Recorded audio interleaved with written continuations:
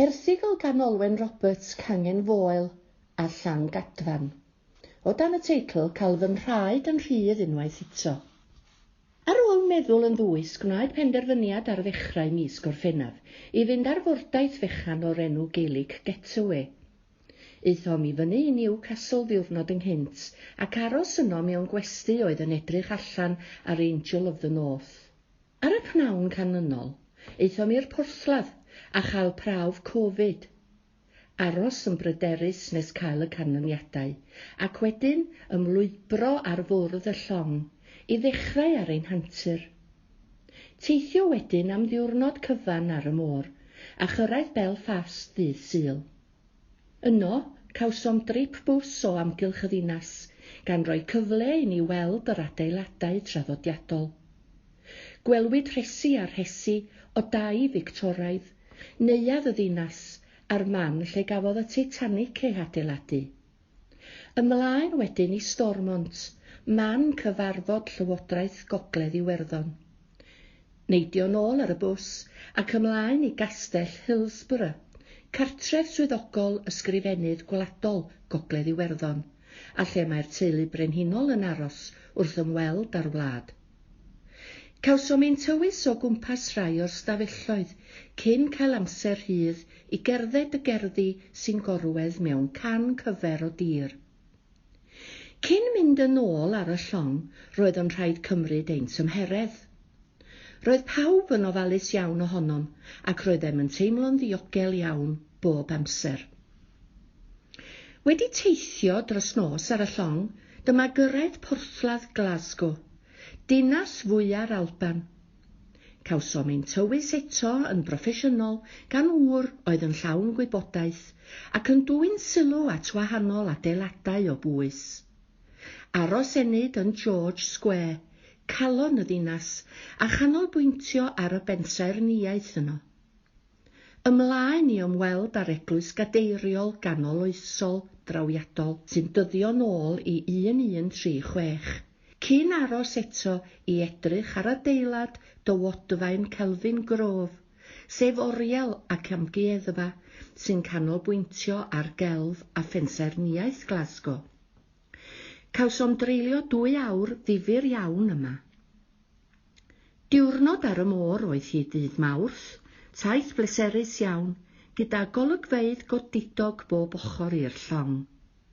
Cyfle i ddarllen, yfed ambell goctel a sgwrsio gyda'r naill a llall, ac wrth gwrs bwyta. Ddydd Mercher dyma gyrraedd ynysoedd Erch, Orkney.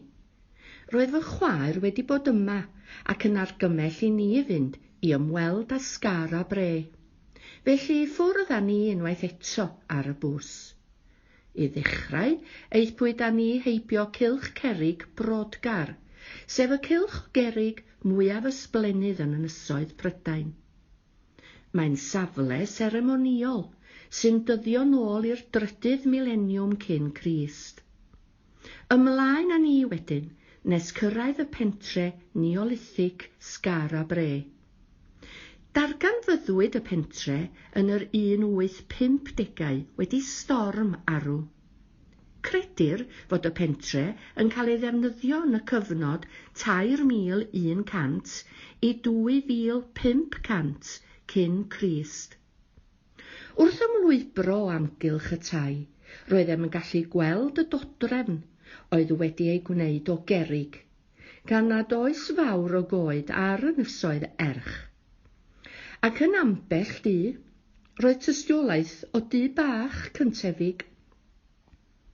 Ar ôl treulio peth amser yn edmygu'r golygfa, eithom i weld tŷ Cael, oedd yn sefyll heb fod ymhell. Cafodd ei adeiladu yn yr 1620au. Hwn oedd cartref William G. Watt, a ddatgelodd y pentref neolithig byd enwog, a dyma'r plastig gorau o'i fath ar yr ynys, o'r ail ganrif ar 15. Fe'i meddianwyd ddiwethaf yn 1991, ar ôl 6 blynedd o waith adfer gofalus a gorwyd y tir cyhoedd yn 1997. ac fe'i cyflwynir fel cartref y teulu fel ac yr oedd yn yr 1950au. Nôl ar y llong a theithio dros nos i Gaeredin. Roeddem wedi dewis mynd ar y trip dinas Caeredin a'r castell.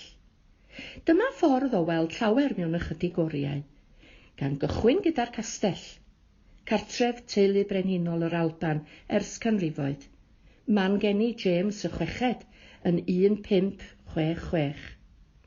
Yma y cedwir gemwaith y goron, ac yma hefyd mae cartref yr amgueddfa ryfel genedlaethol, gyda gwybodaeth am 400 mlynedd o hanes milwrol yr Alban. Nesaf yn ôl ar y bws ac aethbwyd â ni lawr y filltir frenhinol a gwelsom eglwys gadeiriol St Giles a phalas Tŷ Holyrood ble mae'r frenhines yn aros pan fydd hi ar ei ymweliadau swyddogol. Gwelsom hefyd adeilad Senedd yr Alban. Cynhalwyd y ddadl gyntaf yno yn 2004 ar ôl i'r adeilad cael ei gwblhau bron i 300 mlynedd ar ôl diddymu Senedd ddiwethaf yr Alban.